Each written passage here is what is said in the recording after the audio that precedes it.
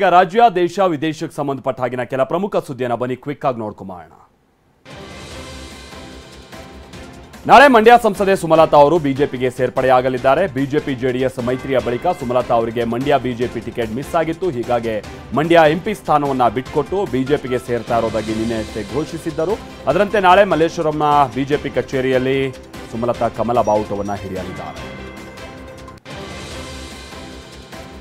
ಅಮೇಥಿ ಕ್ಷೇತ್ರದಲ್ಲಿ ಸಚಿವೆ ಸ್ಮೃತಿ ಇರಾನಿ ವಿರುದ್ಧ ಕಾಂಗ್ರೆಸ್ ಅಭ್ಯರ್ಥಿ ಯಾರು ಅನ್ನೋದು ಇನ್ನೂ ಕೂಡ ಪ್ರಶ್ನೆಯಾಗಿದೆ. ಈ ಮಧ್ಯೆ ಪ್ರಿಯಾಂಕಾ ಗಾಂಧಿ ಪತಿ ರಾಬರ್ಟ್ ವಾದ್ರಾ ರಾಜಕೀಯಕ್ಕೆ ಇಳಿಯುವಂತ ಸುಳಿವನ್ನ ನೀಡಿದ್ದಾರೆ. ಅಮೇಥಿ ಕ್ಷೇತ್ರದ ಜನ ತಾನು ರಾಜಕೀಯಕ್ಕೆ ಬರಬೇಕು ಅಂತ ಬಯಸ್ತಾ ಇದ್ದಾರೆ ಅಂತ ರಾಬರ್ಟ್ ವಾದ್ರಾ ಹೇಳಿದ್ದಾರೆ. ಈ ಮೂಲಕ ಅಮೇಥಿಯಿಂದ ರಾಬರ್ಟ್ ವಾದ್ರಾ ಕಣಕ್ಕಿಳಿತಾರಾ ಅನ್ನೋ ಚರ್ಚೆ ಶುರುವಾಗಿದೆ. ಮುಖ್ಯಮಂತ್ರಿ ಸ್ಥಾನದಿಂದ ಅರವಿಂದ್ ಕೇಜ್ರಿವಾಲ್ರನ್ನ ವಜಾಗೊಳಿಸಬೇಕು ಅಂತ ಕೋರಿ ಸಲ್ಲಿಸಲಾಗಿದ್ದ ಅರ್ಜಿಯನ್ನು ದೆಹಲಿ ಹೈಕೋರ್ಟ್ ವಜಾಗೊಳಿಸಿದೆ. ವೈಯಕ್ತಿಕ ಹಿತಾಸಕ್ತಿ ರಾಷ್ಟ್ರೀಯ ಹಿತಾಸಕ್ತಿಗೆ ಸಂಬಂಧಿಸಿರಬೇಕು. ಈ ಹಿಂದೆ ರಾಷ್ಟ್ರಪತಿ ಆಳ್ವಿಕೆಯನ್ನ ನ್ಯಾಯಾಲಯ ವಿಧಿಸಿದೆ ಅನ್ನೋದಕ್ಕೆ ನಿಮ್ಮಲ್ಲಿ ಏನಾದರೂ ನಿರ್ದೇಶನ ಇದೆಯಾ ಅಂತ ಅರ್ಜಿದಾರರನ್ನ ಕೋರ್ಟ್ ಪ್ರಶ್ನಿಸಿದೆ. ಸಂವಿಧಾನಿಕ ಸಂಸ್ಥೆ ಮೊರೆ ಹೋಗುವಂತೆ ಅರ್ಜಿದಾರರಿಗೆ ಸೂಚನೆಯನ್ನು ಕೊಡಲಾಗಿದೆ.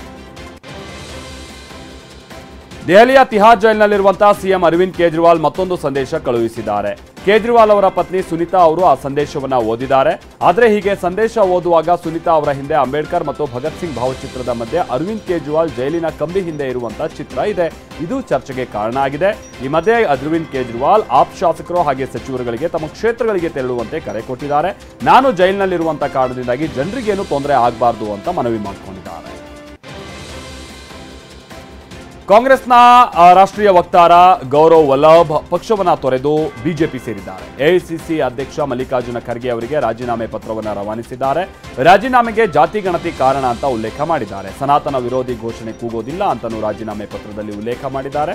ಕಾಂಗ್ರೆಸ್ ಪಕ್ಷ ದಿಕ್ಕು ದೆಸೆ ಇಲ್ಲದೆ ಸಾಗ್ತಾ ಇದೆ. ಪಕ್ಷದಲ್ಲಿ ಹಿತಕರ ಅಂತ ಅನ್ನುವಂಥ ವಾತಾವರಣ ಇಲ್ಲ ಅಂತ ಗೌರವ್ ವಲ್ಲಭ್ ಎಕ್ಸ್ನಲ್ಲಿ ಬರೆದುಕೊಂಡಿದ್ದಾರೆ. ಪ್ರಧಾನಿ ನರೇಂದ್ರ ಮೋದಿ ವಿರುದ್ಧ ತಮಿಳುನಾಡು ಮುಖ್ಯಮಂತ್ರಿ ಎಂಕೆ ಸ್ಟಾಲಿನ್ ತಮ್ಮ ವಾಗ್ದಾಳಿಯನ್ನು ಮುಂದುವರಿಸಿದ್ದಾರೆ. ಇಡಿ ಆದಾಯ ತೆರಿಗೆ ಇಲಾಖೆ ಬಳಿಕ ಈಗ ಮೋದಿ ಮೈತ್ರಿಗೆ ಆರ್ಟಿಐ ಕೂಡ ಸೇರ್ಪಡೆಗೊಂಡಿದೆ ಅಂತ ಲೇವಡಿ ಮಾಡಿದ್ದಾರೆ. ಕಚ್ಚತೀವು ವಿಚಾರದಲ್ಲಿ ಡಿಎಂಕೆ ತಮಿಳುನಾಡು ಹಿತಾಸಕ್ತಿಯನ್ನು ರಕ್ಷಿಸ್ತಾ ಇಲ್ಲ ಅನ್ನುವಂಥ ಮೋದಿ ಹೇಳಿಕೆಗೆ ಸ್ಟಾಲಿನ್ ಈ ರೀತಿಯಾಗಿ ತಿರುಗೇಟನ್ನು ಕೊಟ್ಟಿದ್ದಾರೆ.